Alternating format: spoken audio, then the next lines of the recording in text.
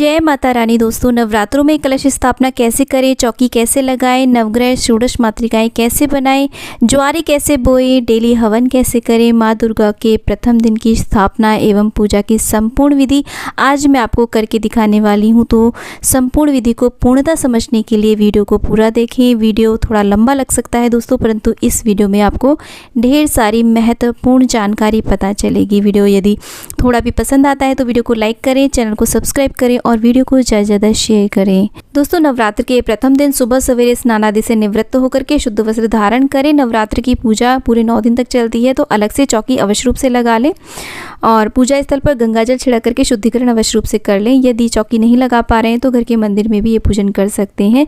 चौकी इस प्रकार से लगानी है कि पूजा करने वाले का जो मुख है वो पूर्व या उत्तर की ओर रहे या फिर उत्तर पूर्व की ओर उसका मुख रहे। चौकी पर लाल या पीला वस्त्र बिछा लें और इस तरीके से उस पर माता की कोई प्रतिमा या तस्वीर विराजमान करे। तो देखिए, मैंने यहाँ पर एक चौकी के ऊपर लाल वस्त्र बिछा करके वहाँ पर माता की तस्वीर विराजमान करके उसके ऊपर माला अर्पित कर दी है और साइड में मैंने ज्वारे रोप दिए हैं।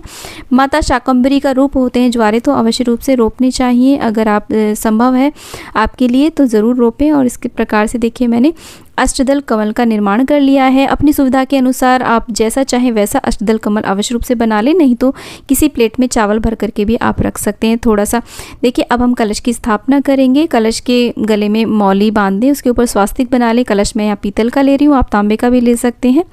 इसके बाद में हमने गंगा जल डाला है और उसके अंदर थोड़ा सा जल डाल दिया। देखिए, जल हमें कंठ तक भरना चाहिए। उसके अंदर हम सिक्का, सुपारी, लौंग, इलायची, हल्दी की गांठ, दूर्वा, अक्षत, रोली और इस तरीके से देखिए हल्दी, कुमकुम आदि सारी चीज़ें इसमें डाल देंगे। और मीठे के रूप में मैंने थोड़ा बताशा डाल दिया है।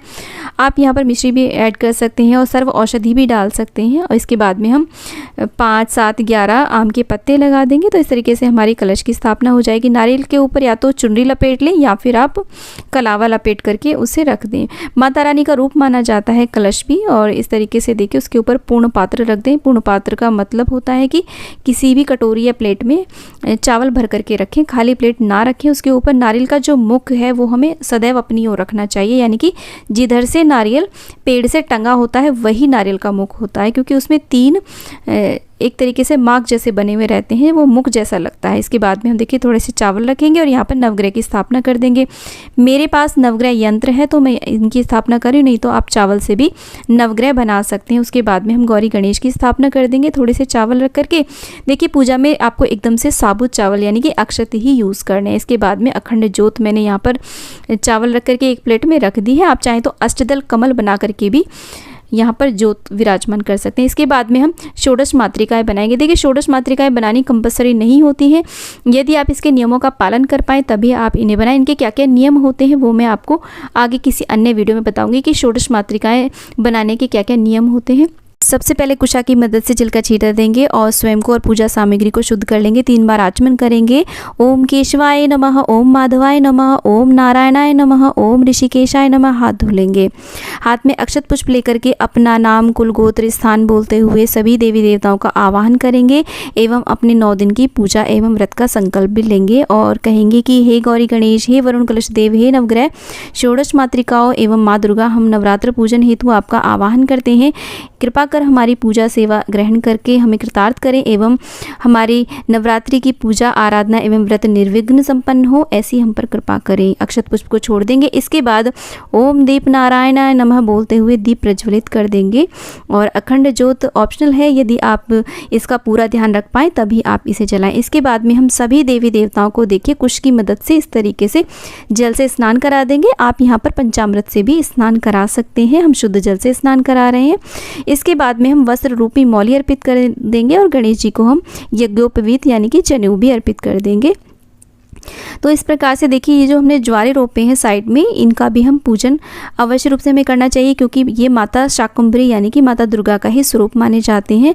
और वरुण कलश देव का, माता दुर्गा का और नवग्रह का, इस प्रकार से देखिए हम सभी को वस्त्र रूपी कलावा अर्पित कर देंगे। षोडश मातृकाओं का आप विशेष रूप से पूजन करें। यदि आपने स्थापना करी है तो सभी ये 16 देवियाँ होती हैं। 16 हमने चावल की ढेरी बनाई है। आप चाहें तो यहाँ पर सुपारी भी रख करके उनका निर्माण कर सकते हैं। हैं।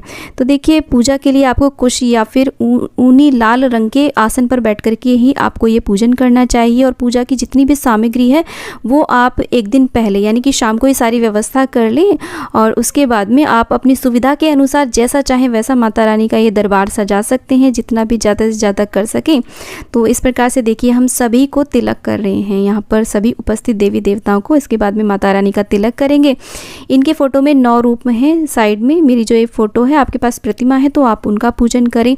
जो भी सभी देवी देवता इसमें उपस्थित हैं उन सभी का हम टीका करेंगे। माता को लाल रंग अत्यधिक प्रिय है तो रोली और माता को सिंदूर चढ़ाएंगे इस तरीके से देखिए। और इसके बाद में हमने जो अखंड ज्योत रखी है इसका भी हम पूजन करेंगे।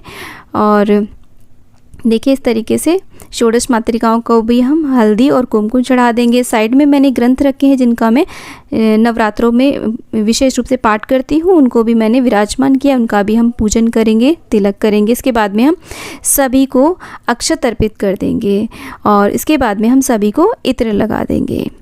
तो देखिए क्योंकि ये पूजा पूरे 9 दिन तक चलती है तो इसलिए विशेष रूप से ये दरबार सजाया जाता है माता रानी का 9 दिन तक के लिए। तो इस तरीके से सभी को हम इत्र लगा देंगे। इसके बाद में हम गणेश जी को गुड़हल का पुष्प अत्यधिक प्रिय होता है और दूर्वा अर्पित कर देंगे। माता गौरी को लाल पुष्प अर्पित करेंगे। नवग्रह को भी हम इस प्रकार से देखिए पुष्प अर्पित कर देंगे। कलश पर भी पुष्प अर्पित करेंगे। माता दुर्गा को भी लाल रंग का गुड़हल अत्यधिक प्रिय होता है। इसके अलावा आपको जो भी पुष्प मिल जाता है आप उसे अर्पित कर सकते हैं, परंतु लाल रंग माता का अत्यधिक प्रिय होता है तो आप हो सके तो लाल रंग का विशेष रूप से प्रयोग करें।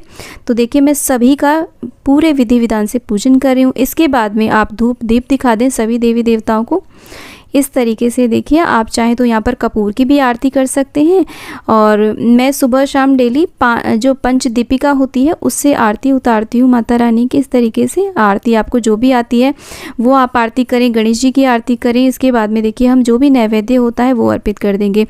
माता को हम पंचमेवा का भोग प्रसाद अर्पित कर रहे हैं। इसके बाद में मिश्री अर्पित कर रहे हैं और माता रानी को जो विशेष रूप से भोग लगता है वो लगता है लौंग और बताशे का। और इसके बाद में जो भी फल उपलब्ध हो आपके पास उसका आप माता रानी को भोग अर्पित करें। जो भी भोग सामग्री आपने घर में बनाई हो, फलाहारी व्रत होते हैं ये, तो जो भी फलाहार बनाया हो वो आप अर्पित करें। इसके बाद में हम जल का भोग लगा देंगे माता को। तो इसके बाद में हम माता रानी की आरती करेंगे। तो इस प्रकार से आप नवरात्रों के प्रथम दिन माता रानी की स्थापना करके आप इस प्रकार से प्रथम दिन पूजन कर सकते हैं और इसी प्रकार से आप नेक्स्ट डे भी पूजन कर सकते हैं। पहले दिन थोड़ा सा समय लगता है सारी व्यवस्था करने में, फिर आगे आगे पूजा इजी हो जाती है। तो प्रथम दिन इसी प्रकार से शाम के समय आप माता रानी की आरती करें, भोग लगाएं। वैसे तो माँ को 3 समय भोग लगाना चाहिए, लेकिन अगर ना हो सके तो आप कम से कम 2 समय तो अवश्य रूप से भोग आरती करें। इसके बाद आरती के ऊपर हम जल फेर देंगे। देखिए हो सके तो ये पूजा पूरा परिवार मिलकर के करें, आरती ले माता रानी की। और डेली हमें हवन करना चाहिए। एक समय तो अवश्य रूप से माता रानी का हवन करना चाहिए, धूप करनी चाहिए। हवन कुंड के ऊपर हमने देखिए जल फेर दिया है 4 बारी। इस प्रकार से उसका भी हम पूजन करेंगे। उसके ऊपर भी हम चंदन और रोली लगा लेंगे। अग्निदेव का आवाहन करेंगे। इस प्रकार से देखिए घी की आहुतियाँ देंगे। तो इसमें हमें सर्वप्रथम गणेश जी के नाम की आहुतियाँ देनी होती है, नवग्रह की आहुतियाँ देनी होती है, माता रानी के नाम की आहुतियाँ देनी होती हैं, षोडश मातृकाओं के नाम से भी हमें आहुतियाँ देनी होती है। लौंग बताशे का विशेष रूप से भोग प्रसाद इसमें चढ़ाया जाता है। इसके बाद में हम सामग्री की 5, 7, 11 आहुतियाँ देंगे। ओम दुम दुर्गे नमः मंत्र का जाप करते हुए या फिर ओम ऐं ह्रीं क्लीं चामुंडाय विच्चे मंत्र का जाप करते हुए आप आहुतियाँ दे दें। दोस्तों इस प्रकार से सामग्री कैसे बनाई जाती है हवन की वो वीडियो चैनल पे है, आप ज़रूर देखें, बहुत लाभ होगा आपको। इस प्रकार से हमें डेली हवन करना चाहिए।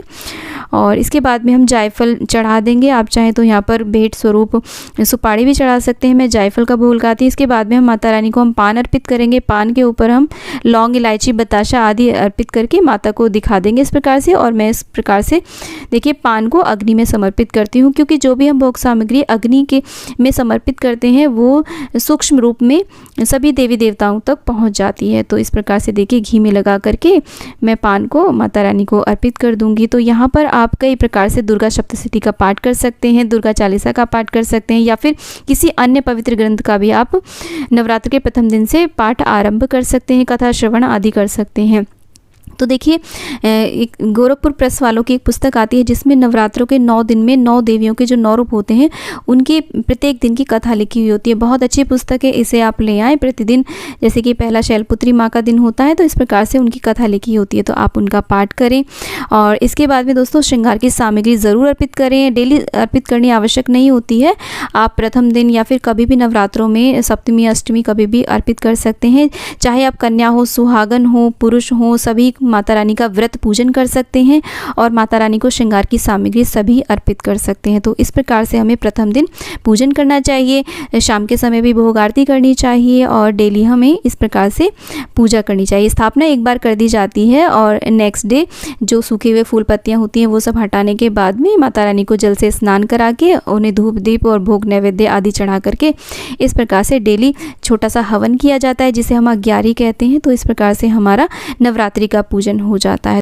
तो दोस्तों जब आपका पूजन संपूर्ण हो जाता है तो अपने स्थान पर 3 बार गोल गोल घूम करके प्रदक्षिणा करें और आसन के नीचे थोड़ा जल डाल करके उसे माथे से अवश्य रूप से लगा लें। तो दोस्तों जब पूरा परिवार मिल करके इस पूजा को एक साथ करता है सुबह शाम, तो उस पूजा का प्रभाव हज़ारों गुना बढ़ जाता है। तो आप सभी को नवरात्रि की हार्दिक शुभकामनाएं।